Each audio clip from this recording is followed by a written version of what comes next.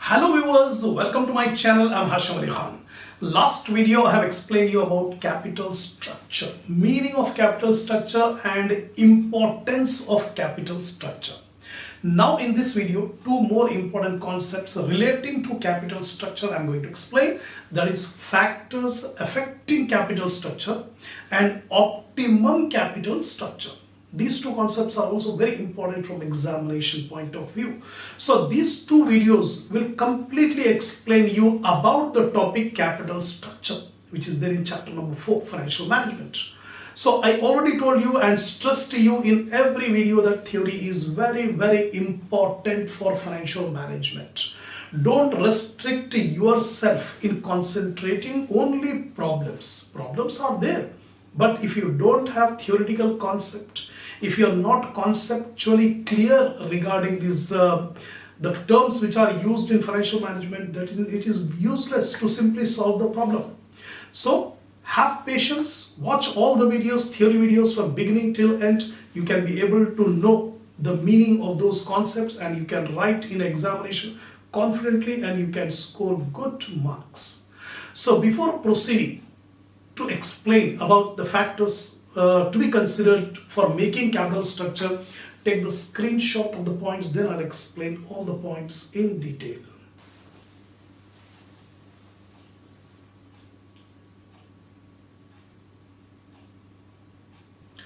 So last video I have explained you about capital structure. The meaning is the combination of long-term funds. The long-term funds consist of shareholders fund and borrowed fund or debt fund. The shareholders fund consists of equity share capital, retained earnings, reserves, preference share capital, and the debt fund consists of debentures, long-term loan from banks or loan from any other sources. These consist of debt fund. Combination will affect the value of the firm. The objective of the firm is to maximize the shareholders' wealth, and that objective can be achieved if we have a proper capital structure. The importance already I have explained in the previous video. Now in this video I am going to explain you about factors determining capital structure. While making the capital structure, what are the factors to be considered by the company? The first one is trading on equity or financial leverage. By issuing more fixed return instruments. Fixed return instruments means debentures and bank loan. Because the cost of capital, the cost of funds, that is interest on debentures, interest on bank loan, that will remain fixed. Whether the company earns profit or loss, it will remain fixed. So by issuing these instruments, the return on equity will increase. The EPS, the earnings per share of the company will increase by issuing these fixed income instruments. How? The return on investment will be more than the cost of funds, the cost of interest. Rate of interest charges will be low, whereas return on investment will be high. In that case, it is called trading on equity or financial leverage. इसका मतलब ये जितना date content ज्यादा रहेगा उतना EPS बढ़ेगा. This is called financial leverage. So the company must consider what is the rate of return we are earning on our investment and what is the cost we are paying on the debt content. For example, we are getting a return of 20% on our investment in the company, whereas the cost of capital is only 15%. The cost of interest rate will be 15%. Investment return we are getting 20%. 5% extra we are getting, and this 5% extra will go to shareholders. So equity, the EPS will increase. That is called trading on equity and financial leverage. Cost of capital. See here, from whichever source the company raises the funds, the cost is incurred. For example, a certain rate of dividend has to be paid on equity. A fixed percentage of dividend should be paid on preference. Bank interest should be paid to banker. Debentures On debentures, interest has to be paid. So these interest charges and dividend rates, all these are cost of capital. In order to maximize the wealth of the shareholders, the cost of capital should be minimized. So every business, every company will try to keep the cost of capital minimum. So while making the optimum capital structure, the cost of capital has to be calculated. What is our cost of capital? Next one is risk. Risk, there are two types of risk in every business, that is operating risk and financial risk. The operating risk is also called business risk. The business risk is the overall or variability in the EBIT, earnings before interest and tax. This variability of EBIT is called operating risk. This operating risk will arise on account of product mix, on account of competition, on account of availability of raw material, on account of government rules and regulations and economic conditions. These are all the factors which affects the business. It is called business risk. Apart from that, financial risk. Financial risk is the risk of inability to pay the interest charges, inability to redeem the debentures. That means the ability of the business to pay the obligations. If there is risk, that is called financial risk. अगर company के पास उतना पैसा नहीं है अपने interest पे करने के लिए, डिविडेंड पे करने के लिए, रिडम्पशन करने के लिए, तो इसका मतलब there is a financial risk in the company, right? These two risks are there. So if a company is already having more operating risk, then the company should keep the financial risk at a lower level. That means the company has to manage the total risk. That is, operating risk and financial risk should be maintained, should be balanced. If one is high, the other should be kept at low. On the other hand, if the operating risk is low, that means lower operating risk, then the company can increase the financial risk.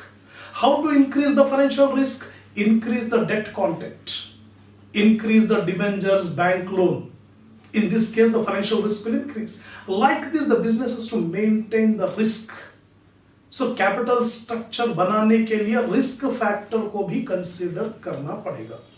Next is growth and stability of sales. If the company is having greater sales potential, more sales, then what will happen? The cash inflow will be more. When cash flow is more, the financial risk will come down because the company will be in a position to pay the interest promptly. There will not be any delay in the payment of interest. Financial risk will come down if the sales are high. Suppose if the sales are uncertain, fluctuating sales, in that case it is better to keep the financial leverage less. That means less debt content.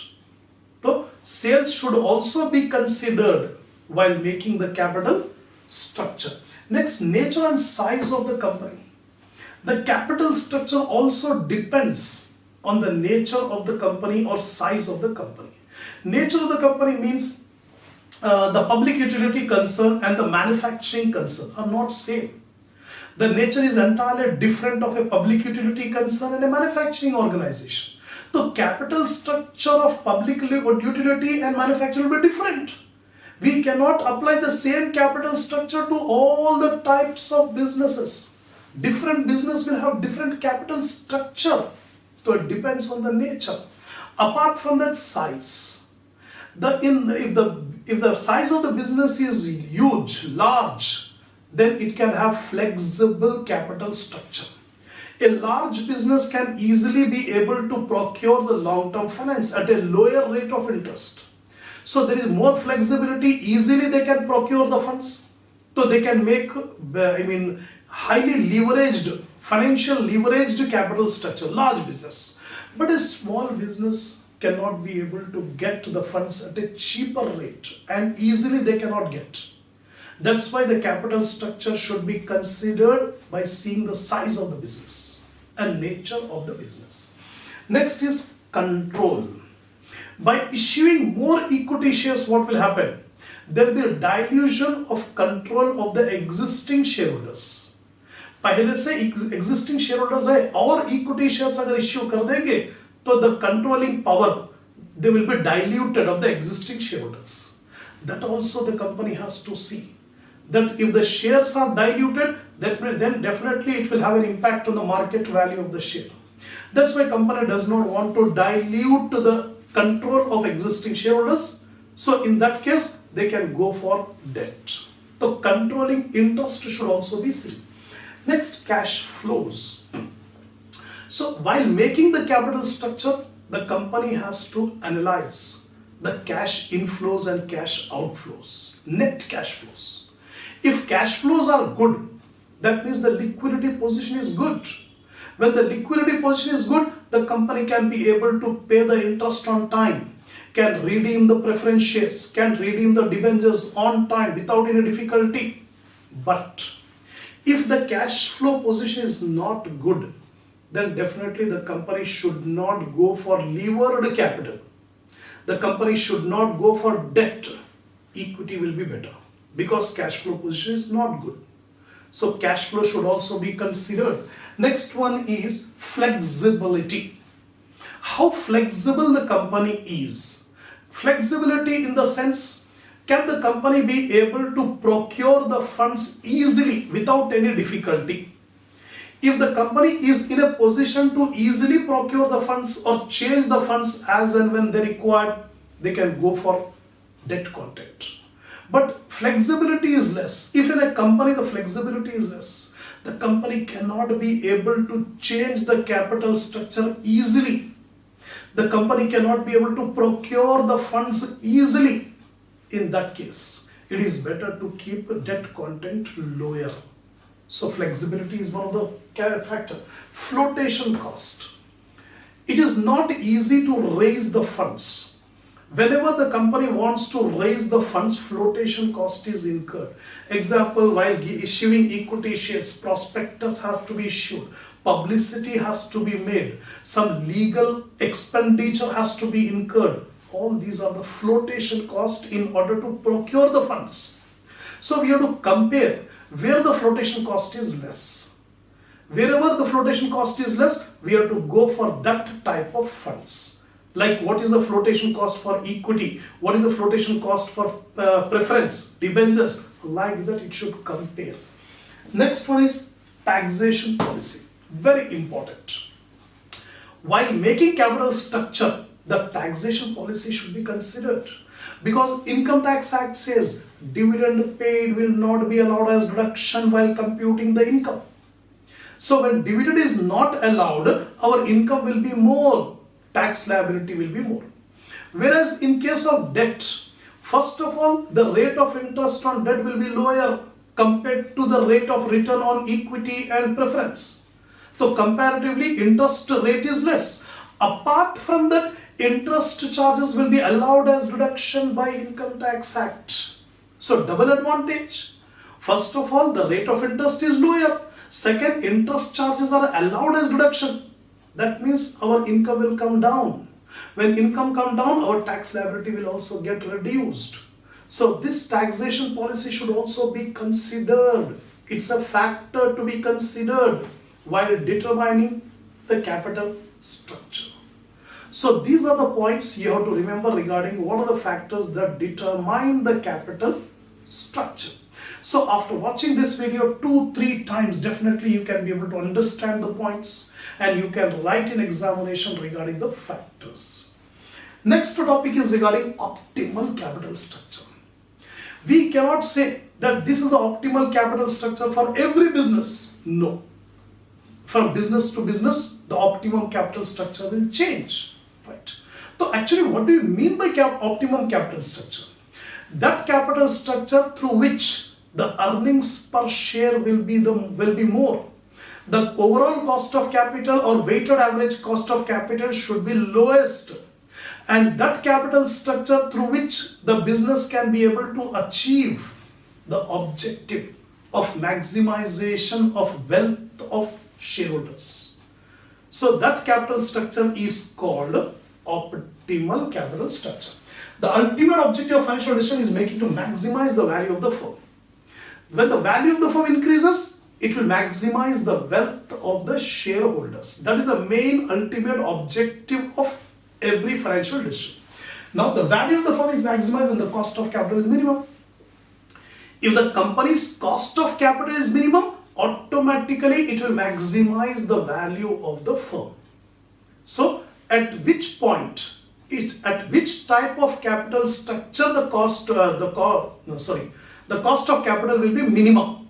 That is called optimal capital structure. Optimal capital structure is the capital structure at which the weighted average cost of capital is minimum. What is this weighted average cost of capital, WACC? That I am going to explain in the next video, where the topic will be cost of capital. So right now, time being, you remember the optimal capital structure is that capital structure at which the weighted average cost of capital, WACC, will be minimum. That point you have to remember. Now, the optimal capital structure may vary from industry to industry. Just now I told you, we cannot have a general capital structure which is called optimal capital structure which can be applied in every business. No. Just like a doctor cannot prescribe the same medicine for a particular disease. First of all, a doctor cannot prescribe the same medicine for fever because we have different types of fever. The doctor has to investigate what type of fever he is having. Accordingly, he will diagnose. Same is the case. The capital structure will not be same for every industry. From industry to industry, it will change. Next is, a company may choose to have all equity structure, a structure of minimum debt, or structure with a higher component of debt. Now, a company has to evaluate itself whether it should have more debt content or no debt content or less debt content. Example I'll give you, if a public utility concern is there, the gestation period will be very long. In that case, the public utility concern should have minimum of debt, more equity and minimum of debt, because the company's gestation period is long.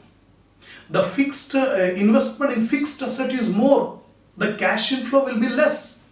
In that case, it cannot depend on debt. Similarly, in case of manufacturing organization where cash inflow is fast, or trading organization, cash inflow is fast.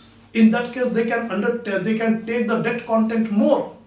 They can be able to pay the interest charges on time. Liquidity solvency is good. So what I want to say, every business will have their own capital structure, having more debt or no debt or less debt. Now, features of optimal capital structure. What are the features? First one, minimum risk. Whenever we have an optimum capital structure, the risk will be minimum, because at optimum capital structure, the weighted average cost of capital will be lowest. Then maximum profitability. Whenever we have optimum capital structure, it will affect the profitability, liquidity and solvency. So by keeping optimal capital structure, our profit will get maximized. Third one, minimum dilution of control. When we have an optimum capital structure, the controlling power of existing shareholders will not get diluted. That means the power of existing shareholders will be same. It will not get diluted. Then maximum flexibility. If we have optimal capital structure, it is very much flexible according to the needs of the business. If the business is overcapitalized, the business will repay back the loan.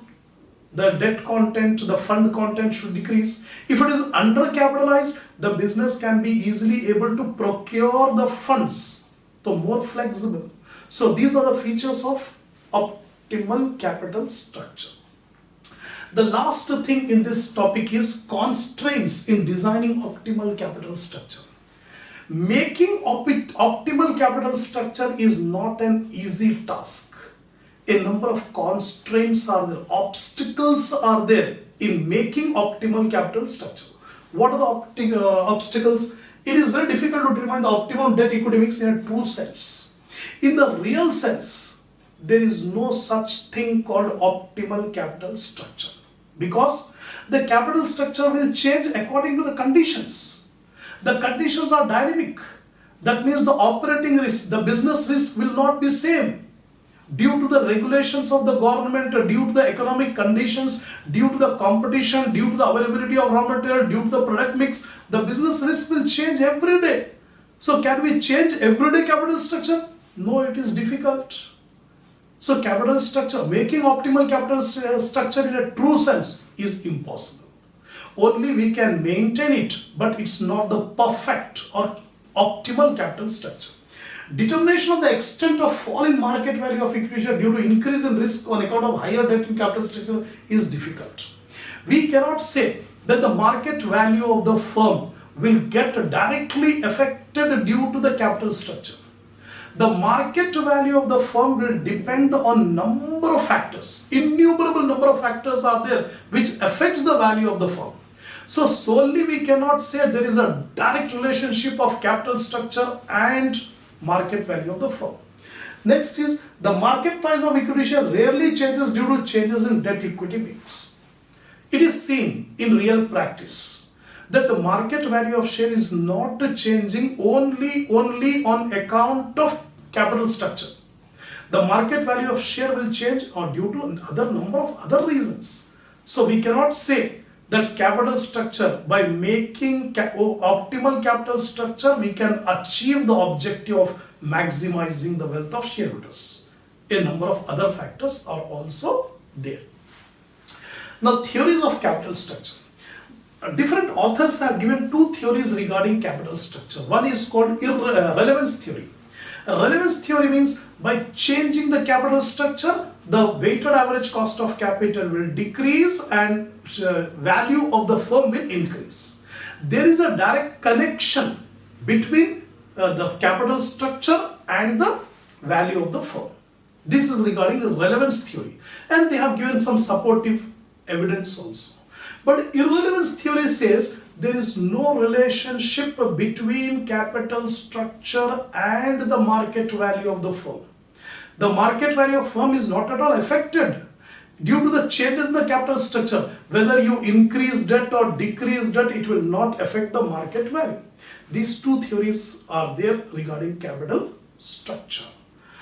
So I have explained you in this video regarding the factors to be considered while making a good capital structure, and also what is optimum capital structure, what are the features of optimum capital structure, and what are the constraints in making optimal capital structure. These two theories, these two videos will make you perfect regarding the concept of capital structure. So if you are satisfied, give a like to the video, share my channel, subscribe if you have not yet subscribed, and in the comments write from where you are watching the video, because my video is being watched in different countries apart from India. 20 plus countries this video is being watched. I have seen in the analytics. So just give in the comment from where you are watching and how do you like this channel. Inshallah, we will continue the next topic called cost of capital in the next video.